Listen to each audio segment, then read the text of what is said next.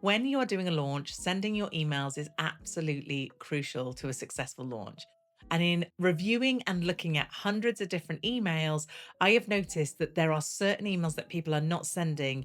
And if you send these 3 emails, they are going to make the world of difference to your sales.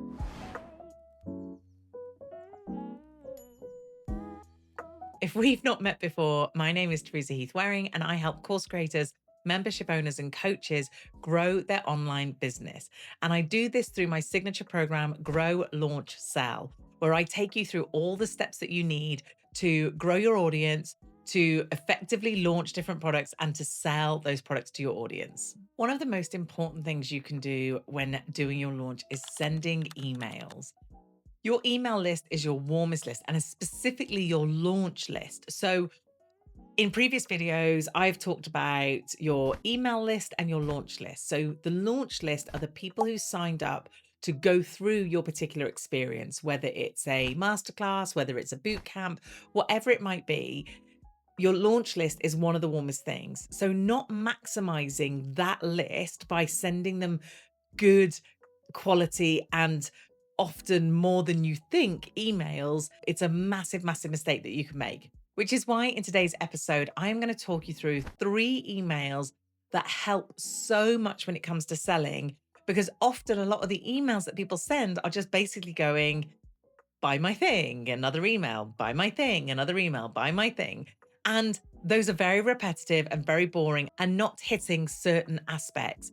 So I'm going to give you these 3 emails today that are going to make a world of difference to your sales emails. Email number 1 is the objection handling email. Now, often people don't want to actually talk about the objections that their customers have when buying because they think if they bring it up, that their customers then going to go, oh, I didn't think of that. And then that's going to put them off buying. So, for instance, objections like, the cost, objections like how much time do I have, objections like I've tried this before and it didn't work.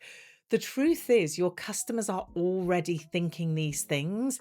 They're already experiencing those objections themselves. And by ignoring them, we're not addressing them and we're not helping them overcome the objection because there are always reasons why they have these objections. And there are things that we can say and do that can help them maybe frame them differently or see it differently.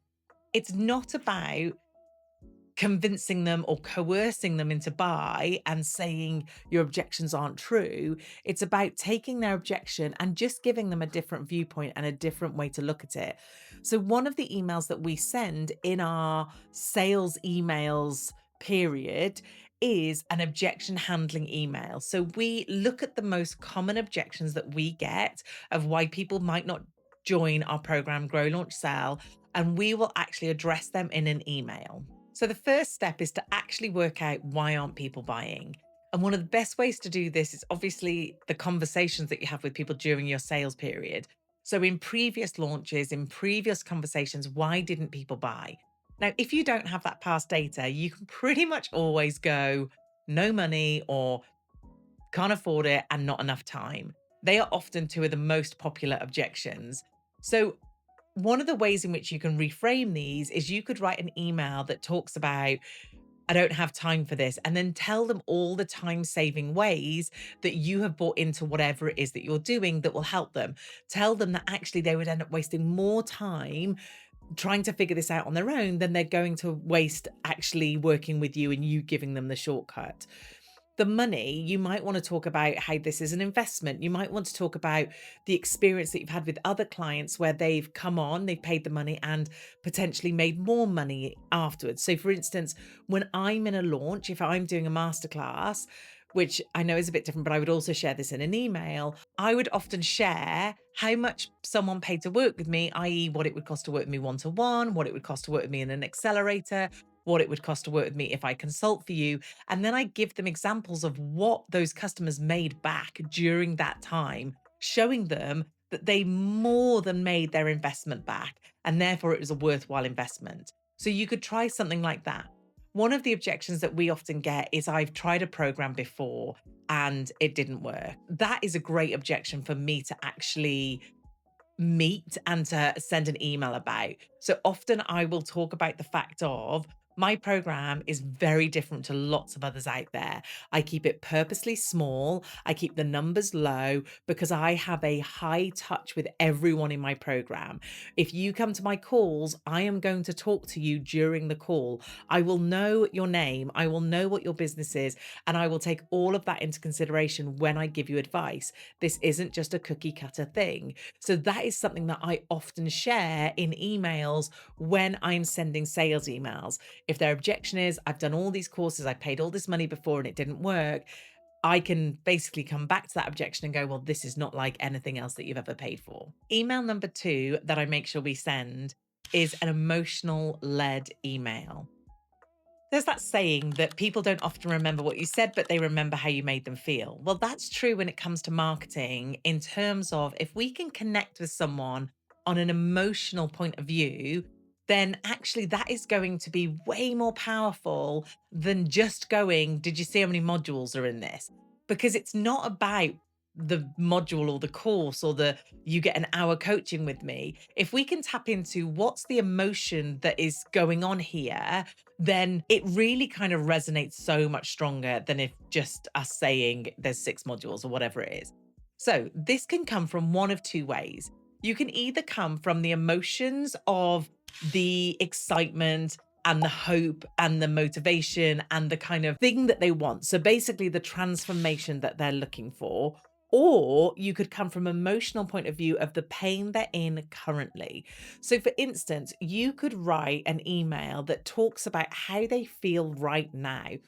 And how they feel might be frustrated, might be angry, might be disappointed in themselves.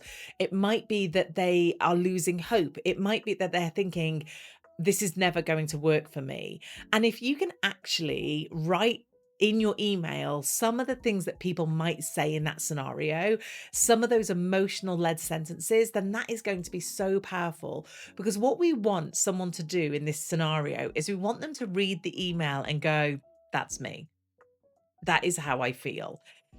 And the other thing is, if you can connect with them on that level, then it shows you truly understand them. And if you truly understand them, you're going to be able to help them better. And hopefully, you're going to help them with that transformation.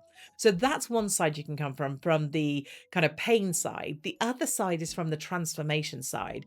So you could talk about the emotions of imagine the day where you finally get that 6-figure launch, if that was what was interesting to you.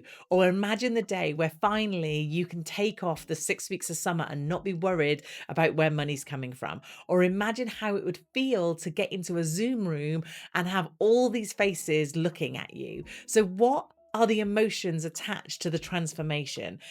Again, if you can tap into that and they can actually feel that in their bodies and go, oh God, I'd love that so much, then that's really, really helping. Often telling a story or having a kind of more conversational style email will be so much better for that type of email. But the key thing is, what are the emotions they're feeling, either from a pain point of view or from a transformation point of view? And tap into those emotions, talk about those emotions. And if you can, use the lines, the sentences, the language that your customers would use when telling you about how that feels. Email number 3.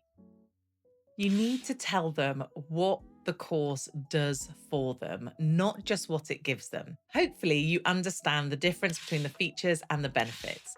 So, the features are the things it actually gives you. So, for instance, with my program Go Launch Sell, I would talk about the 98 lessons that are in the course aspect.